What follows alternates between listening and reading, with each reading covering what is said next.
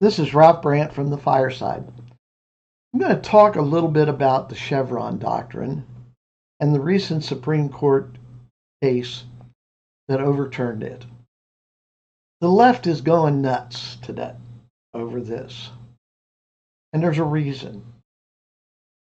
Over the last year and a half, the Supreme Court rulings have kind of cut them off at the knees. One of the big things has been that the Congress passes a law, and what I'm going to call the alphabet agencies, the ATF, the SEC, the Department of Ed, those guys, they take that law and they write what they think it means. And in some cases, they write what they think they can make it mean, not what it says. This has been a very, very pervasive thing that we've run into. And as a result, the will of the Congress has been subverted. Let's go back a little. The Chevron Doctrine came from the Burger Court. It was one of the most left-wing courts that's ever existed. Just a couple years off of that decision came the decision called Roe v. Wade, and I'll only talk about it to say that the right to privacy does not exist in the Constitution anywhere. That was a right that was invented by the Burger Court. Don't care where your position is on abortion, the ruling was wrong.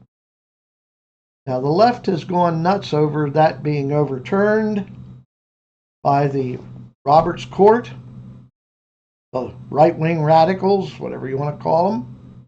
But you know, there have been other decisions that have been overturned, and I'm going to talk about one of those in another video, and that's the one of presidential immunity. One of the ones that they will not get upset over was the overturning of Plessy versus Ferguson in the 1890s, which said that separate but equal was equal, and they had no problem with it being overturned 50 years later when it was overturned by Brown versus the Board of Education, which said that separate but equal could never be equal. Now, by the way, I happen to agree with Brown. I have never seen two things be separate and be equal, not in politics or social affairs. But what happened with the Chevron Doctrine is that the court abdicated its responsibility. The Supreme Court in I believe it was 72 or 3, abdicated its responsibility not just for it, but for the whole court system, the whole federal court system, and said, if there's an ambiguity in the law, don't come to us to resolve it. You write your rules, put them in effect, and we won't question it. The court will defer to you. My analogy on that is putting the fox in charge of the henhouse. And we have seen it time and again where those agencies have written rules that had nowhere near the intent of Congress. Or, and I believe this often was the case, Congress did not have the cojones to write what they thought they wanted, or couldn't get it past the rest of Congress.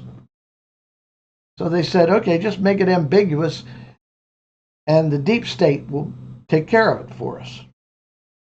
And we've got all kinds of crazy rulings that have gone on that the elected officials of Congress did not set. And as bad as we look at Congress and some of the things they do, I have looked at what the deep state does, and I'll trust Congress. I will trust Congress better. Don't trust them very far, but when I've got a choice, it's Congress, not the deep state. And this is what went on for years. In one of the things, the ATF has changed rulings to take something that was legal last week, and this week it's a felony. Come on. They've taken something and said you aren't allowed that you're allowed to have it. And a couple of years later, no, you can't have it. It's because of the capriciousness of this group. One of the things that must exist in a society for it to be successful is consistency. And I do not see overturning a Supreme Court ruling in 30, 40, 50 years to be a problem with that. I will admit, I lived 1952. I was in third grade in 1952. I lived to see Brown versus the Board of Education. I lived to see the integration of schools, the busing to produce integration. I saw some of the unrest that created. And that was over 50 years. We don't want these kind of things to be whipsawed back and forth every 5 years. The Chevron Doctrine was about 1972, I believe. And it was overturned in 52 years, 51 maybe. But what have we had in those 51 years? The same thing that we had in the years from 1892 or 3 to 1950. 50 or 60 years, 40, 50, 60 years, to see the results of that ruling. And in both cases, they were bad. Roe v. Wade, about 50 years, and we got to see the impact.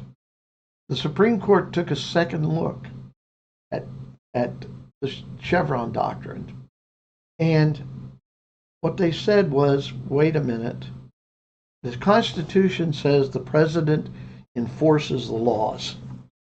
The alphabet agencies are under the president. The president does not write laws.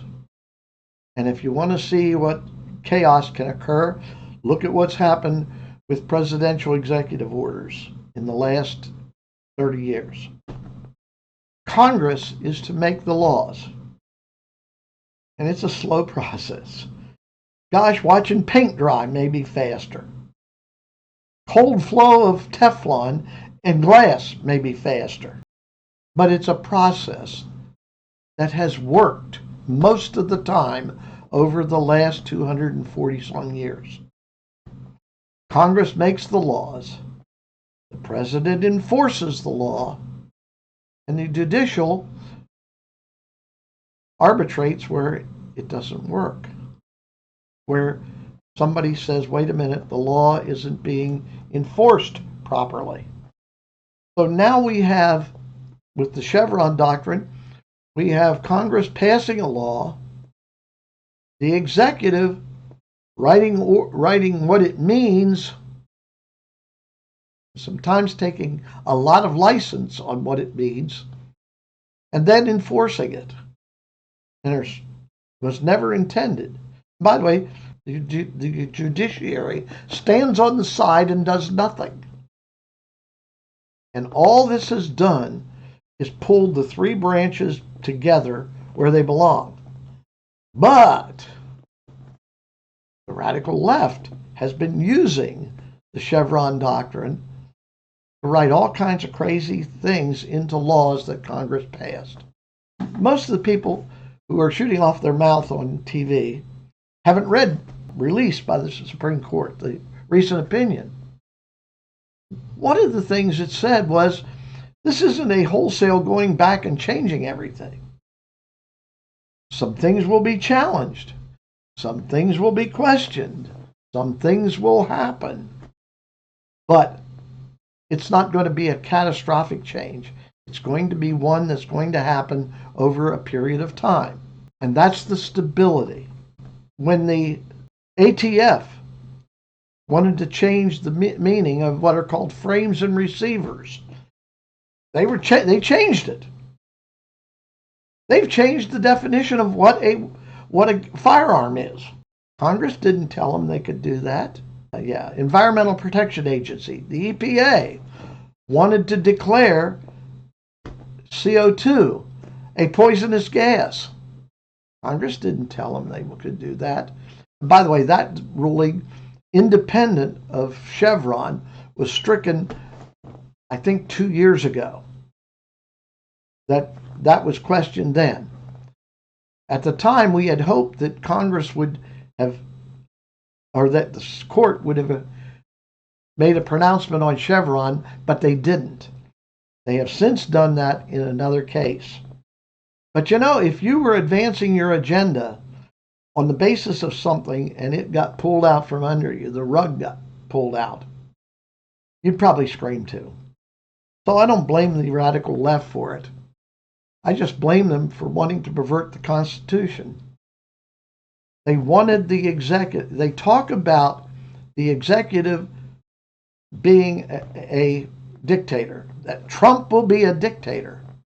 But over the last 40 years, we have had a dictatorship of the deep state, where they pretty much did what they wanted to do without being questioned on it, because the courts had folded their hands and said, well, they're the experts.